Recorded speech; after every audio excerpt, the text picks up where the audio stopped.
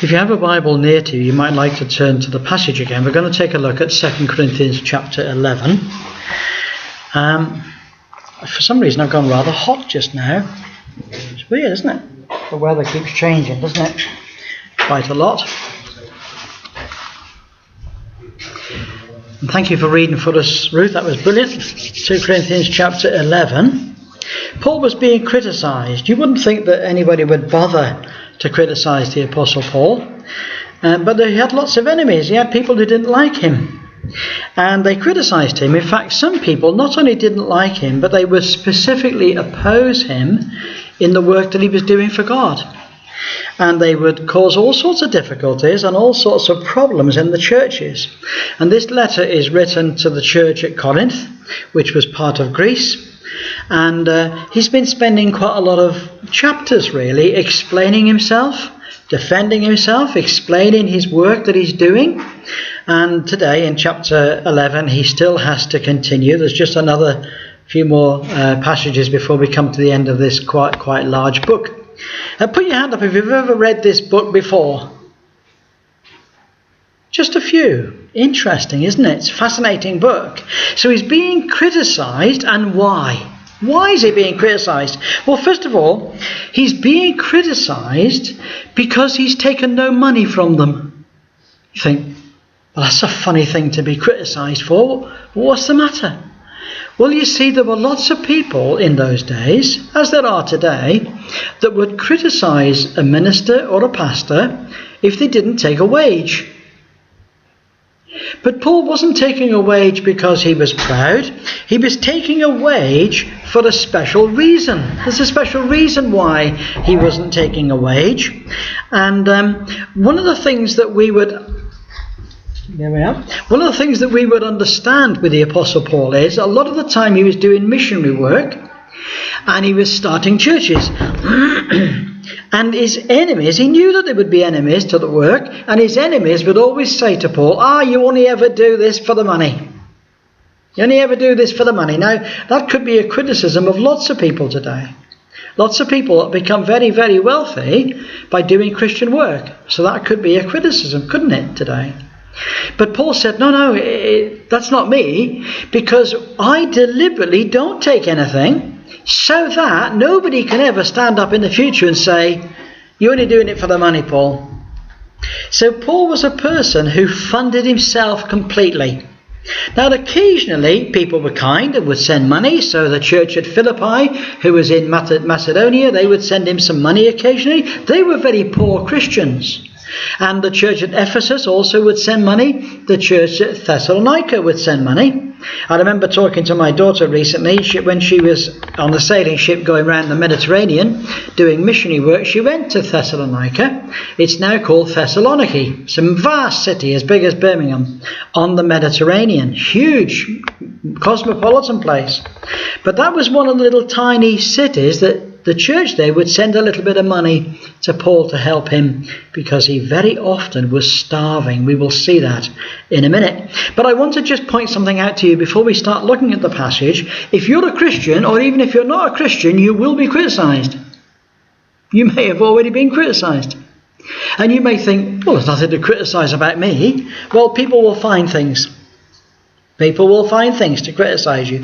They will even criticise you for doing good things. That's a bit strange, isn't it? But it happens, and it's something that as Christians we have to be able to have a little bit of a hard shell, and we need to understand that criticism happens. I remember one of the elders came to me when I was quite a young man, and he just turned to me one day and he said, Stephen, you do realise that you've got critics? I went, what? He said, you've got people that criticise you. I could feel the hair going up on the back of my neck thinking, well, who are they? And what on earth have they got to criticise about? I said, well, will you do me a favour? This is a man called David. I said, yes. I said, you go back to those people that are my critics and tell them that if they've got anything to say to me, they come and talk to me to my face, not behind my back. That's the way to criticise somebody, because then I'll have an opportunity to answer it. There's no point talking behind my back. I can't answer, can I? So if you want to criticise me, that's okay, but you need to come and talk to me. and give me an opportunity to explain this. After all, they might be wrong. They might have made a mistake, or they might have misunderstood how things are. So let's look at the passage, verse 1. It's very interesting that nearly all of the verses in this passage are nearly exactly the same as the sentences. So we can go down it sentence by sentence. Only on one occasion does the good Bishop Stephen get the sentence structure wrong, and he gets the verse numbers wrong as well. So he begins, I would to God that you would bear with me a little in my folly, and indeed bear with me. So not only is Paul saying things sometimes in this letter that's a little bit difficult to understand, perhaps that's because of the translation I'm using. I only use the old-fashioned translation because it's one that I can hold on my computer without any copyright infringement. So that's why I use it. But Paul says, I want to use a little bit of humour. But this isn't telling a joke. Paul doesn't really tell jokes. I think occasionally you get a joke in the Bible.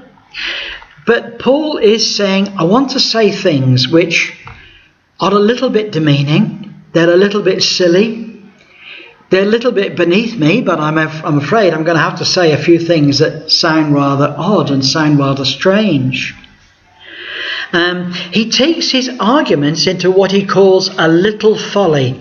He says, I ask God that you will bear with me, because I'm going to say things that are a bit stupid, really. In the cold light of day, they're a bit stupid, but, well, you're forcing me into it. You're forcing me into it, and you'll see what I mean. Verse 2, he says, I am jealous over you with a godly jealousy, for I have espoused you to one husband, that I may present you as a chaste virgin to Christ. So what he's saying is this. He says, I'm like your father. After all, he'd led them to the Lord. He says, I'm like your father. After all, he'd started the church. So he's a little bit like a father to the church. And he says, I'm a bit jealous over you, just like a father is jealous over his young daughter. He says, I'm a little bit jealous about you two. What he means by jealous is in a good way. What he means is I feel a sort of a fatherly concern for you, in the sense in which he feels that they sort of belong to him, just like a young girl belongs to her father, and at the wedding ceremony she's given away. In fact, it's said, isn't it, in the wedding ceremony, who giveth this young woman to be married to this man? And the father of the bride says, I do. So it's it's his daughter, and he's going to give the daughter away. He says, I've sort of like betrothed you, or given you away like a young bride would be to Christ. That's how I sort of feel about you. He says, and I'm afraid, verse 3, he says, I'm afraid that some dastardly means might have been used to trick you, just like Eve was tricked by Satan, so that your minds would have been perverted or corrupted from the simplicity of faith in Christ. It's very possible, that a person can be a Christian and can get the wrong end of the stick. Did you know that? You might be in that position. I might be in that position. It's very easy, to get muddled up about things, to get a little bit of a twisted way of thinking. All of us are susceptible to this. And Paul says, I'm a little bit worried for you that you've got the wrong end of the stick as well. Verse 4, he says, for he that cometh preacheth another Jesus. So what had happened is this. Somebody had turned up at the church at Corinth. We don't know who it is. He doesn't name the person. But somebody had turned up. In fact, it probably was other people with him as well. And they turned up and they were starting to preach. And you think, well, that's great. We'd love to have visiting preachers. No, it isn't good in this particular situation. Because this particular preacher, he's preaching a different kind of Jesus. He's preaching about a Jesus that's just a figment of his own imagination. He's preaching a Jesus that has no reflection as to what the Bible teaches. When I'm on the internet and I'm in conversations with people all the time, I find people have some very strange ideas about who Jesus is and what he said and what he did. And Paul says, this preacher that's come, he's preaching about some other type of Jesus that's nothing to do with the real person. Okay? And also, he says they preach in a different gospel. What they're saying to you isn't the real gospel at all. It's actually just something else. It's a perversion. And we all know what it's like when, we get a knock on the door. I'm from the Jehovah's Witnesses. Oh, are you? Okay, well, let me just tell you straight, that's a different kind of gospel. It's not the same as what we preach here. Or another knock on the door. I'm from the Church of Jesus Christ of Latter-day Saints. Let me tell you, that's a perversion of the gospel. It's not the gospel we preach. I remember talking to 2 young men who came and knocked on my door. The cheek of it, knocked on my pastor's door to convert me to Mormonism.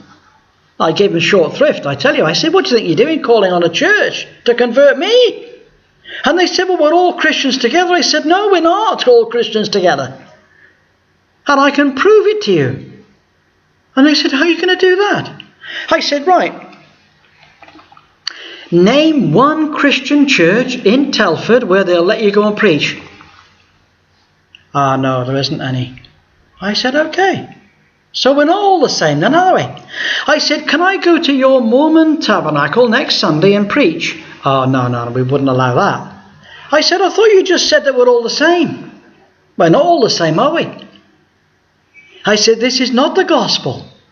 This is a perversion of the gospel that you preach. I said, all these Christian churches are preaching, even though there's Methodist and Baptist, they're all preaching the gospel, I could walk into the Methodist church down the road and be absolutely fine. They wouldn't preach anything wrong.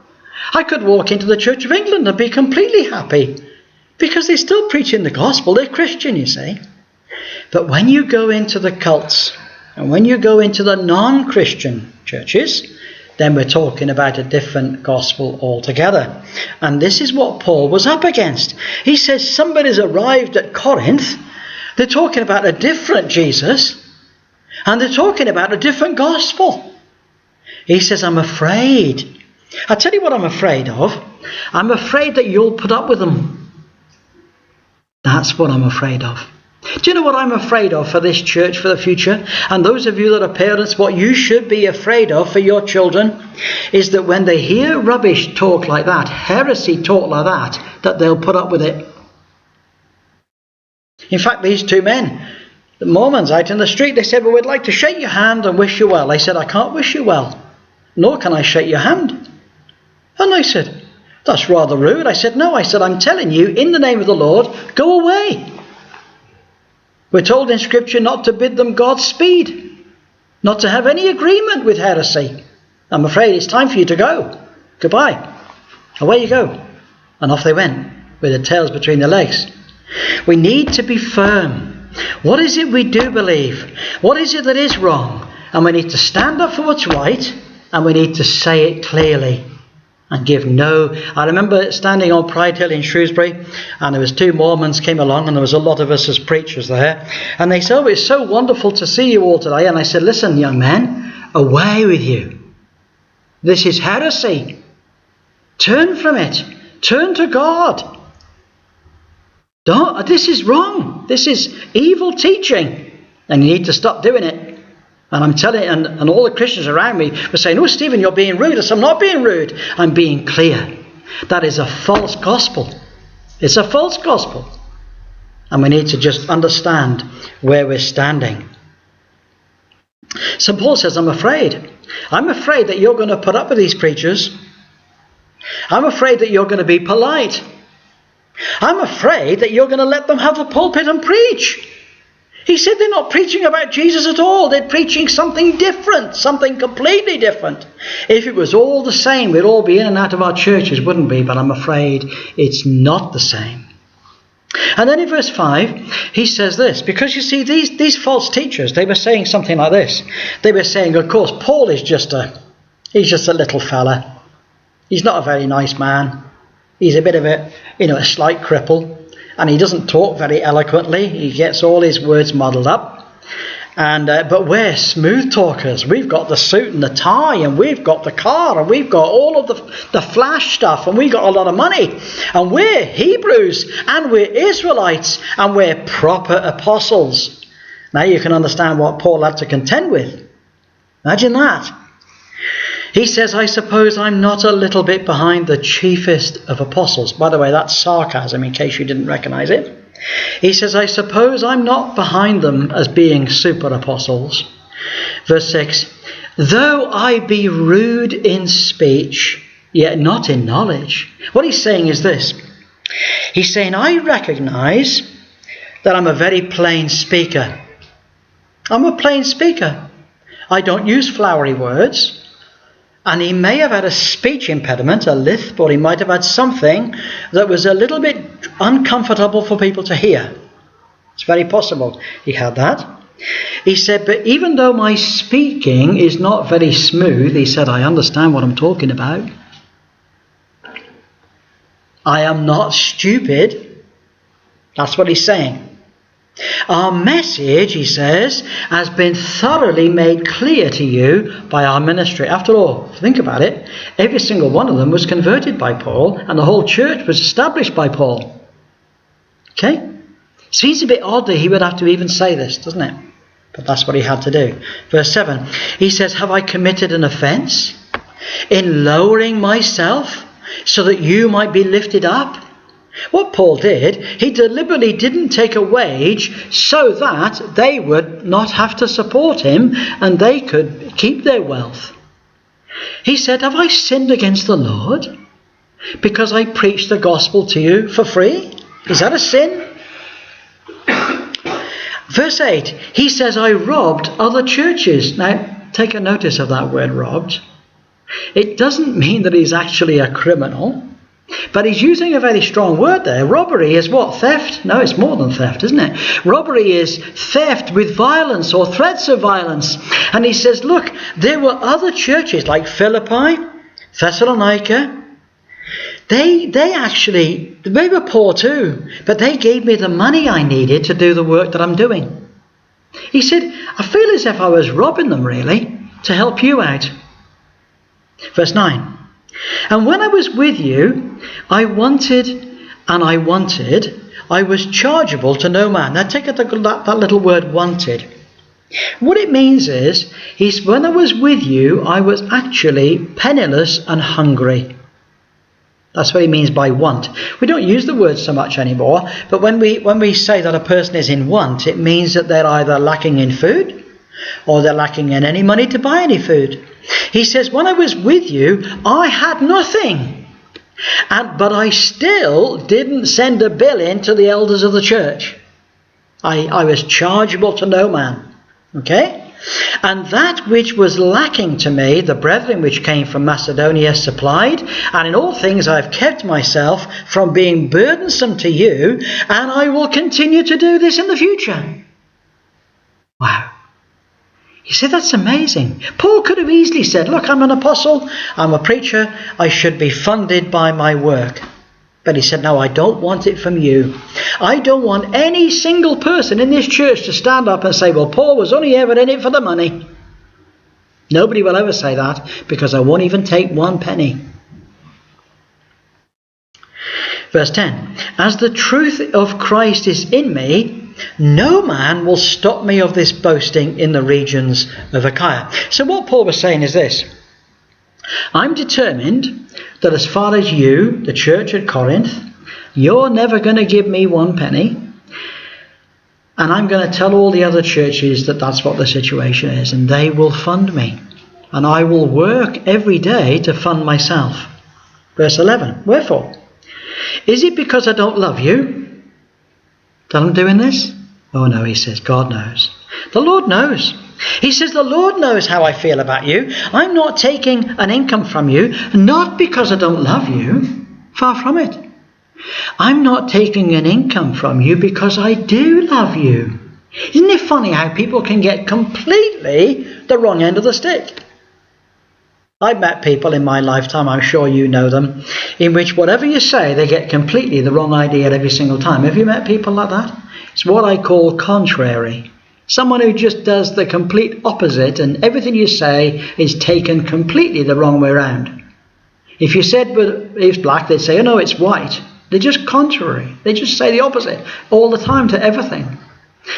And he says, I don't want you to be like that. I want you to realize that I really do love you and that I'm doing this to bless you. Verse 12.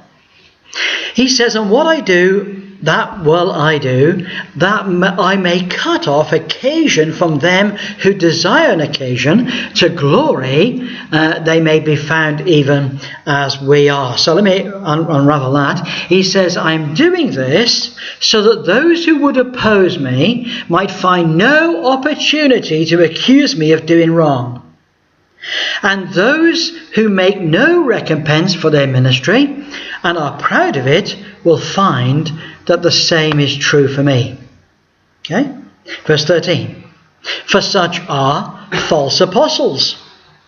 They are deceitful workers, transforming themselves into the apostles of Christ. Let me explain what this means. He's describing false teachers. You've met false teachers. It's very difficult when you meet a false teacher. I was in a meeting in Ludlow where we had a meeting with the Jehovah's Witnesses. And at the end of the meeting, I came out and I said to some of the people, I said, I couldn't figure out whether the guy was deceived or whether he was trying to deceive me. Now, it could have been both, of course. I think probably he was trying to deceive me. But there are some people who are genuinely deceived. And we understand people can be mixed up about stuff. But you see, Paul says about these types of people, he says they are false apostles. They're not the real thing. They are deceitful workers. You say, what's that? Well, they're people who do things, but they have ulterior motives. And hopefully they never let you discover what their motives are, because if you found out, you'd never talk to them again. So very often in life, when you meet people that are false apostles or deceitful workers, you never get to know what their motives are, because they keep it from you. It's secret. And you'll notice he says transforming themselves into apostles of Christ. What he means by this is that some people, and you will meet them from time to time, they'll start calling themselves pastor. And you say, well, did the church start calling you pastor? No, I just thought I'd start calling myself pastor. Oh, right. And then you'll find that they'll call themselves minister. And you say, well, who started to call you minister? Well, I just thought I'd do it. I just thought I'd add it.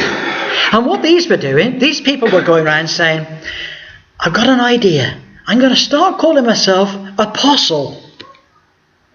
No, the apostles didn't think of the idea themselves. They were actually appointed by Christ to be apostles. They didn't appoint themselves.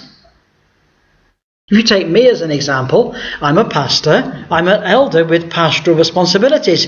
Did I think of that name? No.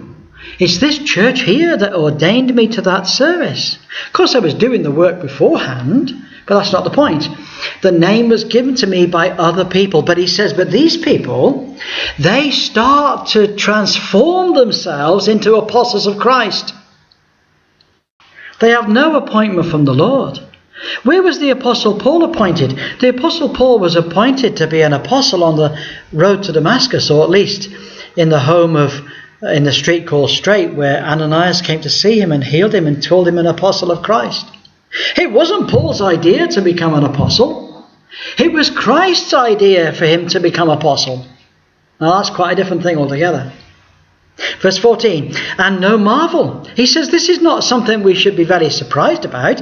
Even Satan himself transforms himself into an angel of light to look all wonderful and all glorious. And there are lots of people down the history of time, and I could reel off a load of names immediately, of people who say, oh, I saw an angel.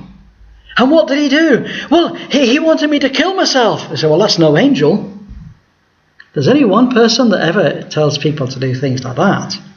Well, this one angel, he told me that all the churches are wrong. Did he? No angel does that, you know. Joseph Smith, supposed to have seen an angel. All the churches are wrong. You're going to have to start a new church. No. This is not an angel from the Lord.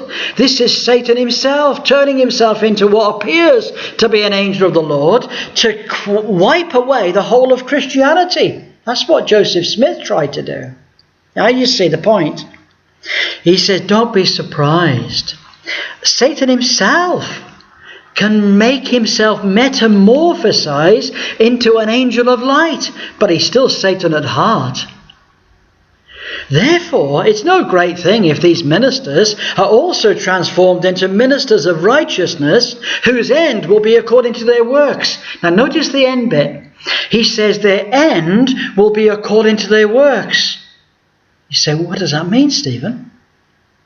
Because you see, they put on a dog collar, or they put on a suit and put on a tie, and they got a nice flash car, and they got a big Bible. People with big Bibles frighten me, right? They got a big Bible, and they got a big church, and they got a big preaching, and they got a big following. But you see, what about the heart? Has the heart been changed? Because if the heart hasn't been changed, out of the heart comes evil thoughts, murder, adultery, fornication, theft. And you say, well, no one will ever know about that. Listen, people get to know in the end. People get to know in the end. And that's the point. Paul says that what's going on in their heart will eventually one day be revealed to everybody. Because in the end, their works will be made manifest. Everybody will see in the end what they really like inside. Their end is the destruction which is in direct proportion to their evil heart. You say, wow. Is it really ministers that can be like this? Yes. They might appear to be wonderful on the outside. But you see, God sees the heart, doesn't he? And this is something that should cause every minister and every pastor to tremble and to come before God and say, God, what about me? It should also cause every Christian to say, God, what about me? What am I like when I'm alone? What am I like when I'm in a room and no one knows what I'm doing? What am I like then? It's easy, isn't it, to be a Christian at church? But what am I like on a Monday morning at work? And what am I like on a Friday night at work? That's the question, isn't it? So verse 16, I'm going to brag a little bit. He says, let no man think of me as a fool, he said, but otherwise, he says, as a fool, receive me. I'm going to say things that are foolish now, he says, and I'm going to boast a little bit. So it wasn't Paul's custom to boast. He said, but I'm going to boast a little bit about my ministry. I'm going to describe my ministry, so that those who, so that what I speak not after the Lord, but as it were foolishly. Let me just say something about that here. Not everything that's written in the Bible comes from the Lord. So I say that again. Not everything that's written in the Bible comes from the Lord. You say, what do you mean, Stephen? Well, you see, in this particular passage, Paul says, look, I'm going to say something that hasn't come from the Lord. The Lord isn't asking me to say foolish things, but I'm going to say a few foolish things. And these are the things I'm going to say. He says that I may, seeing that many people around me, they all glory about the flesh, then I'm going to have a bit of glory about the flesh as well. And it's like this. He says, seeing you suffer fools gladly, then seeing that you yourself are wise, I'm going to say a few things like you do.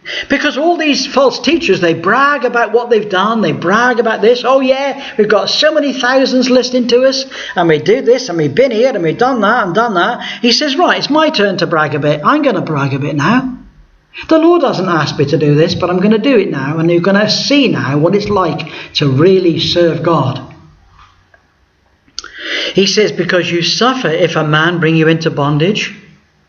This is the church at Corinth. He says, if somebody comes into the church, like they did here on one occasion in the early days of my ministry, a person wandered into here, and he would have put the whole church under the bondage of the Mosaic law.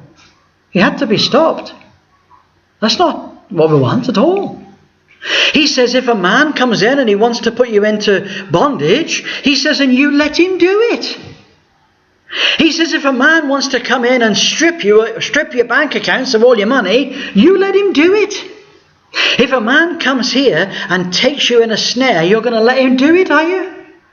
If a man wants to exalt himself over you, are you going to let him do that to you?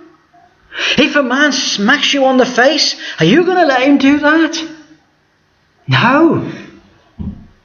He says, I'm worried about you because you will put up with it. He says, I speak as concerning reproach as though we had been weak. Howbeit, whereinsoever any is bold, I speak foolishly. I am bold also. That's a long, complicated English, old-fashioned English King James language there. He's simply saying this: because they speak with confidence about themselves, then so will I. And this is what he says. And this is the bit, we've run out of time, but this is the bit, that's the crux of it now. He says, they claim to be Hebrews. So am I. They claim to be Israelites. So am I.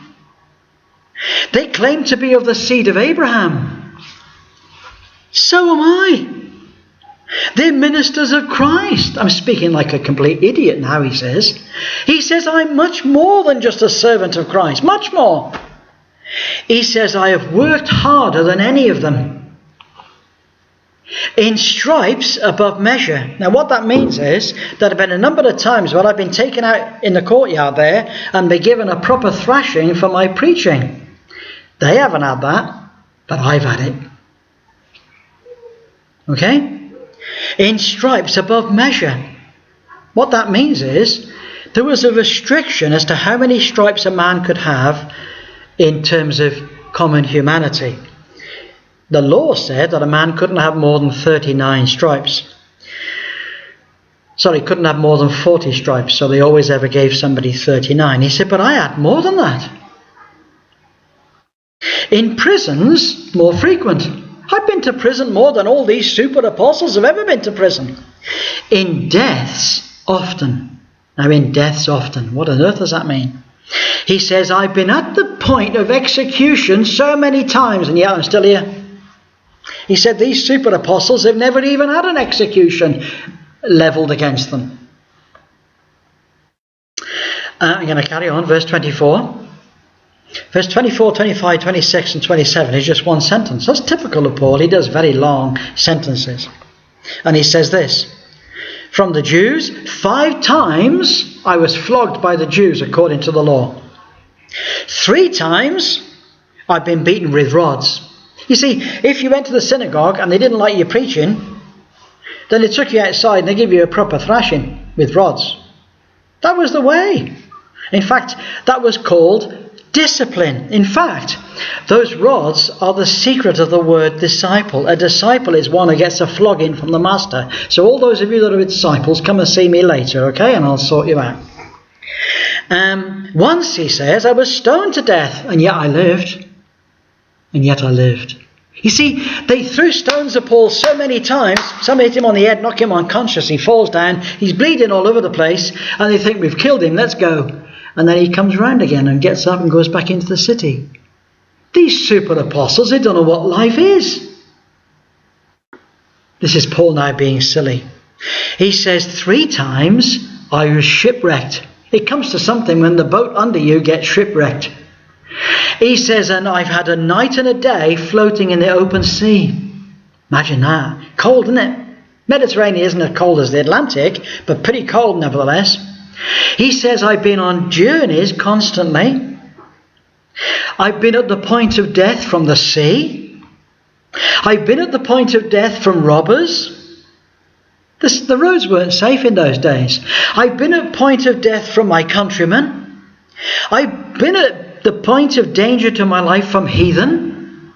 Sometimes it would occur in the city. Sometimes they'd try to get me in the wilderness. Sometimes I'd be at the point of dying in the sea. I've also been at point of death from false brethren who would love to have just slit my throat. He said, and all this, I've been worn out and in tremendous pain. Not surprised, are you? And he says, on top of all that, he said, sometimes I've had all night praying and praying and praying all night because I'm concerned about you. And sometimes I've been hungry to the point of starvation, and sometimes I've had no proper drinking water, and sometimes I've even had to fast. And I've been exposed to the cold and left uncovered to the elements. That's naked. He says, and on top of all of that, He says, I feel upon my shoulder the weight of the burden of responsibility for looking after all the churches that I founded. So he says in verse 29, who is weak? And I am not weak.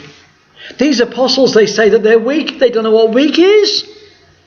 When they've been a day and a night in the sea, then we'll talk about weakness. When they've had nothing to eat, then we'll start talking about weakness. See the point? He says, and who is offended and I burn not? I suffer with them. If I'm going to glory, this is a great point. He says, I'm not going to glory in the great things that God has done in me. I'm going to glory in all the terrible things that happened to me. That's going to be my point in which I glory. Why? That the God and Father of our Lord Jesus Christ, who is blessed forevermore, knows that I'm telling the truth. I'm telling you the truth. It must have been hard, for the Corinthian church to listen to this. That was quite shocking, isn't it? When he starts to recount it all, they must have hid their heads in shame. How did we ever think badly of Paul? And lastly, he says, do you remember that time when I was in Damascus? When the governor under Aretas the king kept the city of the Damascenes with a garrison, desiring to apprehend me. They wanted to arrest me. So they put guards on every gate. But we knew. So what they did, the Christians let me down over the wall in a basket. That was a way of getting goods in and out of the city without going through the gate where you pay taxes. They let me out through a basket in the window and I escaped. You see, sometimes there's a time to face the mob and sometimes there's a time to escape the mob. On this occasion, he sought to escape the mob. And so Paul has been foolish, hasn't he? Been very silly. Why would you bother say these things? Well, they'd forced him into it. They got him to a point where he had to justify himself. They got him to a point where he had to lay it all on the table and say, right, these super apostles, they think they're really great, do they? Well, this is how it really is. This is what God has really put me through. Now then, I want you to now judge. Are you going to follow after these clever men? Are you going to follow after me? History tells us that they followed the Apostle Paul. Wow, we can say praise the Lord. And so it is in our Christian lives. I'm sure that God is not expecting you to suffer like the Apostle Paul did.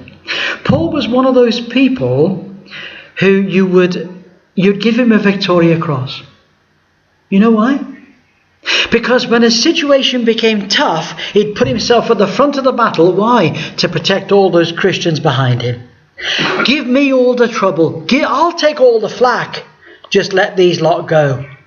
That's the sort of man he was. He was a man of immense courage, a man of tremendous wisdom, and on a number of occasions he saved the whole Christian church from falling to bits. What a man. Can you understand that he's one of my heroes? Tremendous, tremendous man of God. Now we're going to have our offering and our communion, so we'll just do that now.